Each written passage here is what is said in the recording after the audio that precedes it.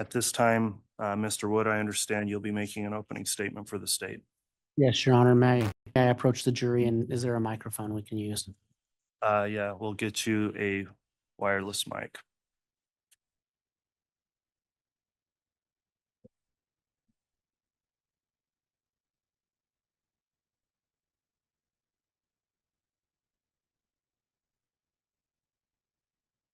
Ladies and gentlemen, when we first met during the jury selection process, we spoke with you about what could happen if we got to this phase of the trial.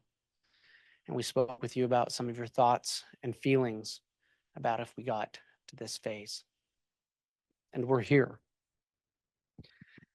And in that earlier discussion, we talked with you about what happens if a defendant is convicted of first-degree murder or conspiracy to commit first-degree murder. And we talked with you about some of your feelings and your thoughts on that. The discussion we had involved the jury questionnaires that you filled out. And those questionnaires in our conversations dealt with acknowledging that murder in and of itself is not sufficient for the death penalty. That there has to be something else beyond a finding of guilt if you are to impose the death penalty. And the thing that has to be proven to you beyond a reasonable doubt and beyond that finding of guilt, conspiracy to commit murder, are these aggravating circumstances or aggravating factors the judge just mentioned. And we have alleged in this case, in a document that was filed a long time ago, there are multiple aggravating factors that we are going to ask you to find. And the judge read those to you. I'll go back over them in just a moment. In considering those factors, however, we don't have to start all over again. Yesterday, the court read you an instruction that says you may consider and you shall consider all of the evidence presented so far. And so you have to consider everything that you considered in coming to your verdict on the charges of murder and conspiracy to commit murder. We will not be presenting additional evidence to you in this hearing. However, you will hear from multiple victims in this case. Again, you are entitled to consider everything that has been proven to you beyond a reasonable doubt so far. And the judge read these, but I'm going to read them one more time. These are the aggravators that we are going to ask you to find exist beyond a reasonable doubt. The murder of Tylee Ryan was committed for remuneration. The murder of J.J. Vallow was committed for remuneration. The murder of Tammy Daybell was committed for remuneration. The murder of Tylee Ryan was especially heinous, atrocious, or cruel, manifesting exceptional depravity. The murder of J.J. Vallow was especially heinous, atrocious, or cruel, manifesting exceptional depravity. The murder of Tammy Daybell was especially heinous, atrocious, or cruel, manifesting exceptional depravity. That by these murders or circumstances surrounding their commission, that this defendant exhibited utter disregard for human life. That the defendant, by his conduct, whether such conduct was before, during, or after the commission of the murders at hand, has exhibited a propensity to commit murder, which will probably constitute a continuing threat to society. Again, we're going to ask you to make these findings based on the evidence that's already been presented in this case and anything you hear today. And so going forward, as the judge told you, the trial will work like this. If you decide that the state has proven one or more of those aggravators beyond a reasonable doubt, this case then goes back to you. And it is your decision whether one or more of these aggravators has been proven. And if it has, then you must decide if under these circumstances, imposition of the death penalty would be just or unjust. Thank you.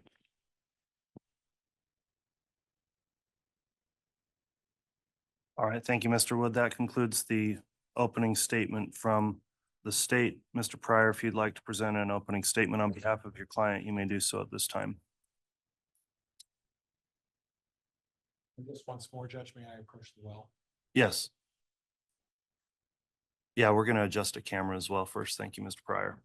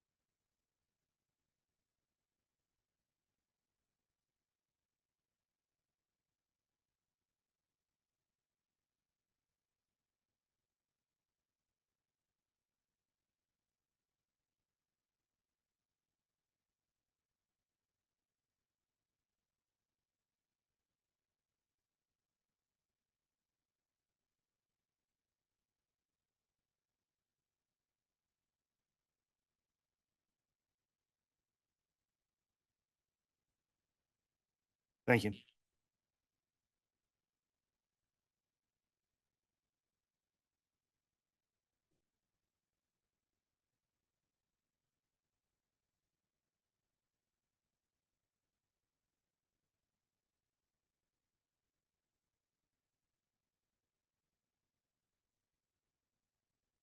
Go ahead, Mr. Pryor. Yes.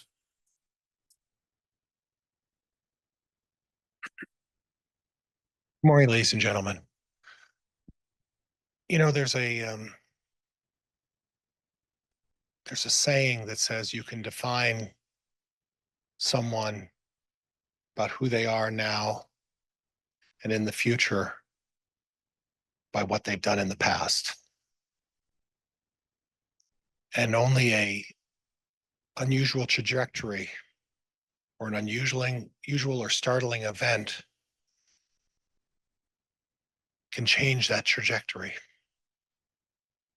And I want to talk to you a little bit about Chad Daybell.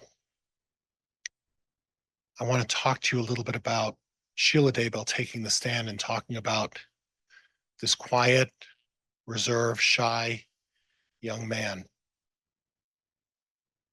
growing up in Springville, Utah. Springville's a town outside of Salt Lake City, about 50 miles south of Salt Lake City. Chad growing up there was a town of about 15,000 people. Mr. Pryor, I really much apologize. We're barely picking you up on the mic. I don't know if we want to maybe swap mics or.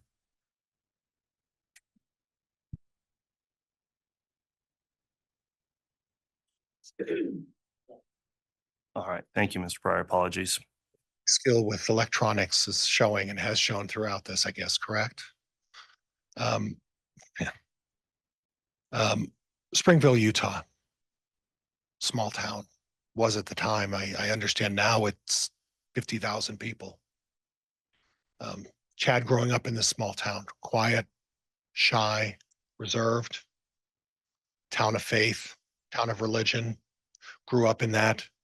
We heard Jason William talk about that. Tight-knit community. Maybe everybody knew each other. And then Chad goes on his mission. I don't know very much. You've gathered that. I don't know very much about the LDS faith. Goes off on a mission, comes back. This is not a mission where you gain worldly experience. It's not a mission where you gain insight into all of the unusual things or the challenges that people have in society, things that many of us experience who maybe grow up in larger metropolitan areas or maybe even big cities or other parts of the country where you get an opportunity to experience other things. This is small town living. And he meets Tammy Douglas, and they get married. And they're married for 29 years. And by anybody's definition, anyone's definition, Tammy and Chad raised 5 wonderful children, 5 beautiful children, very deep in their faith, very deep in their commitment to family. And we can say maybe Tammy was the driving force in this. Tammy was the glue that created these wonderful children. But it doesn't just take one parent to do that. You don't raise 5 wonderful children, 5 amazing children with just one parent's input. It takes 2 parents to do that. It does take 2 parents to do that. And they did that, much like they shared in the Springville Publishing Company together. They did all of those things together and built this life. And Chad wrote these books. And again, I told you before, you don't have to agree with what he wrote about, but he wrote books about things that interest him. And Jason William, Steve Schultz, Emma, Jason talked about Chad, and Steve Schultz talked about Chad, deeply involved with the Boy Scouts, deeply involved with his church, a member, a secretary to, and I cannot remember the words, and I will hack him if I say that, but deeply involved with the integral part of his church and his belief. And as Jason William talked about it, he said, remember this when he said, December, Christmas time, something changed. Something changed. What changed in December? Chad got this trajectory that was changing his trajectory. You can judge someone by their past and predict how they're going to be in the future, unless there's an interjecting trajectory that maybe changes the plan. And that trajectory,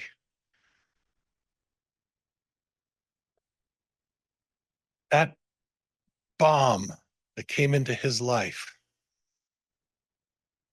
was a woman who previously had been married 4 times. And that bomb brought chaos to Chad Daybell's life. And this worldly man, no, not a worldly man, no experience, the only girlfriend, the only woman, 29 years, from the mission to marriage to 5 kids. He doesn't have a lot of experience dealing with relationships, dealing with how to interact with people, maybe being manipulated. And we can argue this all day long. But when it comes to personal relationships, he wasn't a worldly man. And on the other hand, the trajectory that's coming through, the trajectory that's flying into this 29-year marriage is a woman who didn't have 1, 2, 3, 4 marriages. That's worldly experience. That's a lot of things. There's a lot of things going on there. And then it all changes. The amplification of these religious beliefs, these crazy thoughts, this crazy trail of things. And you've made your decision, and I'm not going to go back on that. But look at where he was.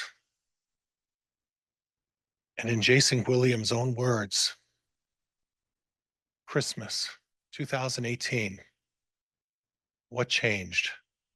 What caused this change? We know what caused the change. You've seen all the evidence. And when I went through the voir dire process with you, I used an expression, and some of you may remember this. I don't know if I used it with all of you. I said,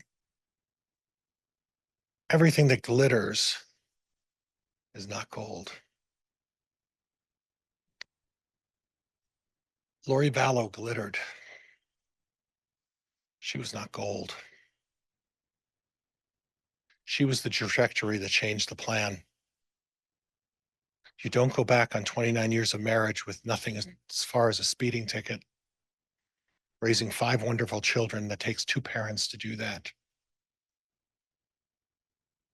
And then this trajectory comes in and chaos hits, and all of these things start cascading, and this thing becomes very complicated and difficult, easy.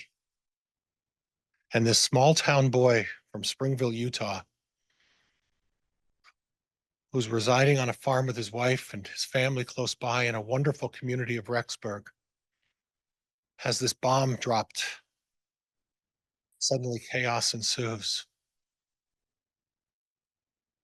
We have to look back at that, because when you start talking about how do you predict the future, you go back looking at what the past was, and you examine what Chad Daybell's past was prior to the bomb being dropped, the Lori Vallow bomb being dropped on Chad Daybell's life, and suddenly all of this stuff changing. And you evaluate that and you look back and say, is this a person? If it wasn't for that trajectory coming in and changing the path, is this where we would be going?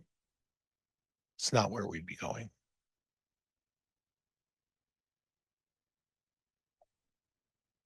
Path's changed. But you judge what's capable in the future by what you've seen him do with his family, his friends, in this small knit community of Springville, Utah, and raising these 5 absolutely wonderful children. Thank you.